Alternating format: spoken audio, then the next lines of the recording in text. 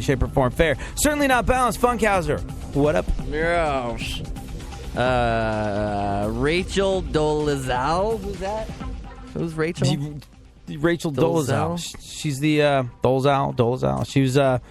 She was the woman that. Oh yeah, I just saw this black. on Today's Show today. She resigned from the NAACP after it was revealed that she's been pretending to be black.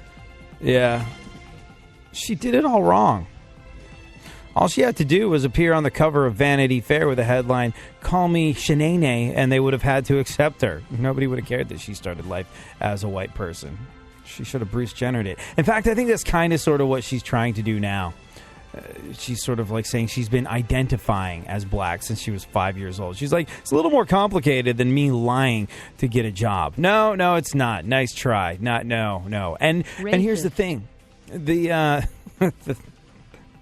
The thing is, in this particular instance, the larger question that it's raised immediately was, well, if Bruce Jenner can identify as a woman, what stops a person from being able to identify as a different race? Ooh, can open, worms everywhere, and valid and open for discussion. But make no mistake about it, this woman lied to get herself a job that she couldn't have otherwise gotten had she been white, most likely.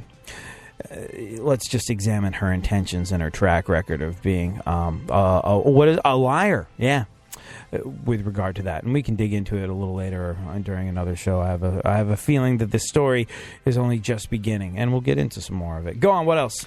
A Colorado court ruled companies can fire employees who smoke pot when they're not at work. Or, as they're otherwise known in Colorado these days, employees. One last piece of news. Donuts are only responsible for 10% of Dunkin' Donuts revenue. But they're responsible for about 80% of presidential hopeful Chris Christie.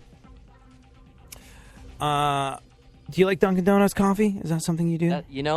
It's the best out there. I had a roommate in Vegas that turned me on to Dunkin' Donuts coffee, and that's all I drink now. It is good. Yeah. Better than the donuts. Well, there's something about the Dunkin'. I don't even like cake. I mean, I don't even like chocolate. But there's something about the cake-style chocolate donuts at Dunkin' Donuts that, with the glaze on it that just, they're the best. I don't know. Like, do you like Krispy Kreme? Yeah, well, I did, but not so much anymore. It's too sugary. My teeth fall out. Yeah, and too airy as well. Like, I like some substance to it. Like, I don't know. All I feel is like I'm eating sort of, a sugary sponge whenever I eat Krispy Kreme. And a lot of people swore by them. I think the big appeal with Krispy Kreme was they closed down the actual brick and mortar locations of Krispy Kreme for the most part. I don't think there's any of those left, and you can only get Krispy Kreme in grocery stores now. But I think the main thing was like Krispy Kreme when the hot light was on, when they just served up a fresh batch of donuts. They actually signaled the world, come running quick, they are fresh out the oven. And that was pretty cool. Getting anything fresh out the oven tends to be significantly better than getting it after it's been lying around for a few hours or a day. And that was the appeal of Krispy Kreme, and that's great. But when it actually came to eating the donuts, I was like, ooh, I don't know about this. This does not taste like good times to me. It was just, too effing sugary. You want to hear... That's a nap in a circle right there. Yeah, exactly. You want to hear the guy from Smash Mouth freaking the hell out at a concert? Absolutely. Here's the lead singer of Smash Mouth, Steve Harwell, cursing out the audience for a second time for throwing bread at them during the show. Bread? You'll just see why. For all the fans that came out to see the show, thank you so much. Now for you little out there that are going to cheer me, go yourselves.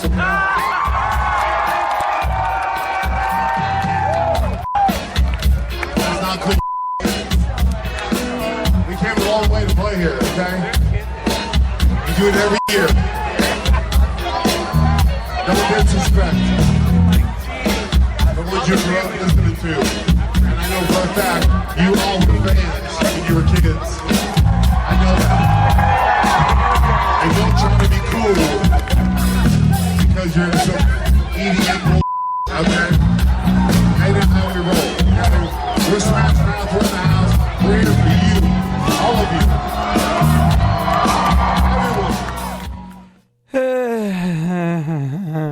back memories for me. One of the first real tours I ever did as a kid was playing with Smash Mouth. They were still kind of viewed as a punk rock band. They hadn't gone that Disney family-friendly Shrek route yet. And, yeah. What happened was Smash Mouth was headlining an event called Taste of Fort Collins in Colorado this past Sunday, just gone by. And so where he's saying, hey, fans of Smash Mouth bought tickets to come see us, and people throwing bread at us. Not so cool. No. I mean, like, I'm really happy for the guys in Smash Mouth. I'm still friends with a few of them, and I'm stoked that they have, like, this career. They've written songs that have allowed them to go places like the Taste of Fort Collins on a regular basis. They're still out there doing it, and doing it rather well if you get a chance to see them live. But make no mistake about it, people were there for the Taste of Fort Collins in Colorado on Sunday. It's a 3-day food and music festival. It claims to be a family-friendly celebration. Things got a lot less family-friendly during Smash Mouth set, as you can hear, when people began throwing slices of bread in the air. Some of it went on stage, and singer of the band, Steve Harwell, completely flipped out. And he heard it. Profanity, you heard it, profanity-laden rant. He said, one more piece of crap on the effing stage, and I'm going to come find your ass. I'm going to beat your ass, whoever the F you are out there, okay? Because, there's nothing more gangster than Smash Mouth. But brought up memories from the past, and I'll tell you why in a second.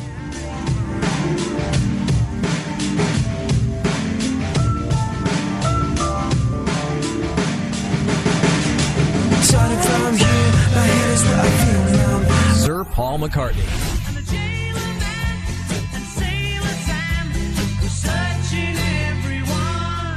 McCartney's string of #1 albums continued in 1975 with the release of the Wings album, Venus and Mars.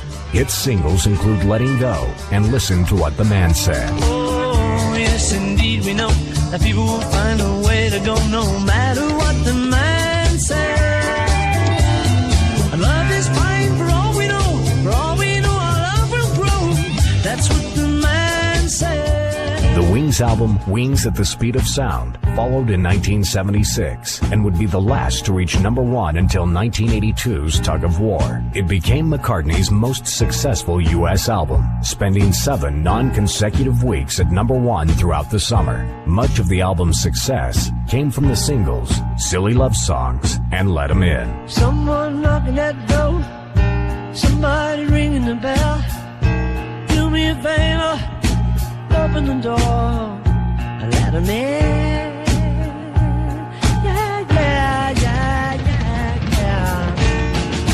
Keep listening to iHeartRadio for more Sir Paul and all your favorite artists. iHeartRadio goes one-on-one with Mike Rutherford to discuss the art of songwriting. I've learned one thing over the years is that actually you can't control it. You can't force it. You can't analyze it. You can't worry about it. You just go and have a good time and mess around, and then something comes along and you grab it. It's something intangible. And if you try and make a program how to do it and do it better, you get lost. So it's like a free form thing, which you can't control. You just let it ride or not ride. And if it's not working, then you just have a break. That's what I've learned. Keep listening to iHeartRadio for more Mike Rutherford and all your favorite artists. Delivering fascinating subjects, interesting talk, and boobs and fart jokes. AD on iHeartRadio. Let's go, talking that mess, better act like you know. Oh, let's go tonight, walk away punk, yeah bitch, that's right, I know this. You're nothing but a punk bitch, you're nothing but a punk bitch. So walk away, yeah, yeah. You've been talking about me for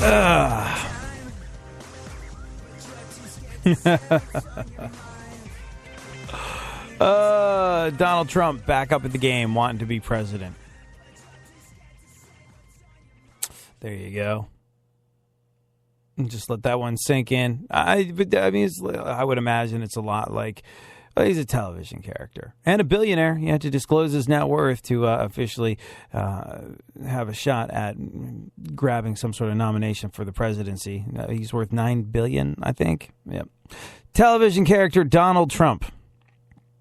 has decided to run for president. When we have a little bit more time, we'll get deeper into this, but I think Jacob, listening to the show, summed it up the best, who said, "We're all fired." Donald Trump's running for president. This could be the election. This could be the election that just... this could be the election that really, truly, 100% eviscerates any doubt that our political process has become a bit of a joke. It's another Bush, a bunch of people that the world views as fringe radicals, the Ted Cruzes, the Rand Pauls. And look, I agree with a lot of what Ted Cruz and Rand Paul think and say. But so much of what they stand for, especially when it comes to religion, is just so effing unbelievably out there. Rand Paul saying things like, oh, you know, the thing about legalizing gay marriage is it'll lead to bestiality. No, it won't. You're a doctor. You're a medical doctor. You can't say these things. Oh, wait, no, you can, because the idiots that you need to vote for you, that you need to clinch the nomination, need you to Bible bash and be that ridiculous human being in order to move forward. You need to line your campaign coffers with hateful money and homophobic money and money that's so ridiculously idiotic that they actually think there's a chance that legalizing gay marriage could lead to bestiality. So Rand Paul, all the things that he has to say that are truthful and good and can move America forward, they are negated by the fact that he says idiotic, moron, lame brain things to pander to idiotic, moron, lame brain voters, like, gay marriage could lead to bestiality. Ugh. And the Ted Cruzes of this world, who, again, look, I know the rest of America looks at him as this wackadoo from Texas. But there is some legitimate public concern for the people of America that I think could go an awful long way if some of that ideology made it into a position of power and influence. There really is. He's got some great stuff to say, but it is completely obscured by all the ridiculous religious BS. It's separation of church and state. Please, hello. And it's not so much even his ridiculous religious BS. It's his father's, Rafael Cruz, this hateful political preacher, this guy that picked up a gun in his native Cuba to install Castro to power, realized that Cuba under Castro wasn't good times, bailed to America and became this weird hate speech preacher who says things like, if you vote this way, you're not going to get into heaven. And there he is, high-fiving his son at every turn. And that is what's going to kill everything that's good about Ted Cruz in the run-up for the potential nomination for president of the United States. It's just, there is some great stuff in there among a lot of the candidates, but a lot of it is just, oh my God, it's just obscured by ridiculousness. And weirdly enough, this is the one campaign. This is the one sort of like election cycle where Donald Trump can enter the field and not seem like a total effing wackadoo because of who his contemporaries are. It's a weird and sad moment in American political history, and I think possibly what we need to have it proven to us that, like, okay, come on, what if we told you a story from the outside looking in of, all right, these are the people running for president. Someone whose father says that if you don't vote a certain way, you're not going to get into heaven. Another person who says gay marriage will lead to people marrying dogs. And a reality television show billionaire with the most ridiculous head of hair you've ever seen in your life. Oh, and that guy who's a doctor that's never been in politics but thinks that his relationship with God qualifies him to run a country. Yep. Gee willikers. I mean, and there's plenty of bashing to be done on the left, but just that in and of itself is enough to, like, if you were not American, if you heard a story about a country that had these people vying for the position of most powerful individual on the face of the planet, you'd probably be like, this is Looney Tunes. This is some sort of satirical send-up in a movie. This is a script, right? No, it's not. It is that effing ridiculous in this day and age. Give me a freaking break. Anyways, Smash Mouth headlining this event called Taste of Fort Collins in Colorado.